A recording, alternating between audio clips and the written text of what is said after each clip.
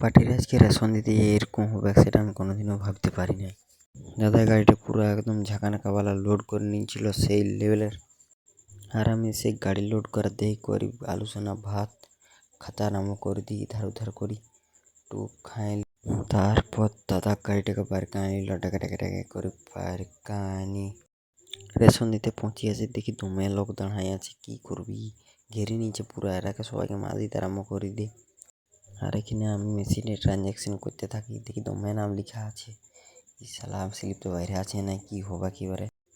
আর লোকটা আঙুলের ছাপ দিতে থাকে, পুরা দিয়ে এসে লোকটা বলছে দেখি কি হচ্ছে মেশিনটার ভিতরে, আঙুলটা ছাপ দিয়ে দেখি। তারপর মাল দিয়া হয়ে যেতে দাদা গাড়িটা বাইরে নিল। কাঁচা রাস্তাটা লেট, ভাগা গাড়ি ঘুরা, জলদি জলদি ঘর যেতে হবে, বোকা আছে দমে। আর গাড়িটার ভিতরে বসি আমি ভাবি শালা এত গরমে কি করি বসি থাকিব এই গাড়ির ভিতরে।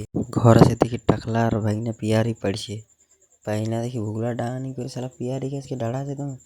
আরে দেখি ভত করে একটা পিয়ারি পড়ছে, টপ করে পড়ছে। দেখো পিয়ার টাকলা জায়গাটা সমস্ত কুড়ে নিয়ে ঘর যাবো আমি পিয়ারিটা পাই গেছি, এখন ঘর পাই যাবো। টাকলা বলে রুক পিয়ারিটা দেখা হচ্ছে পিয়ারি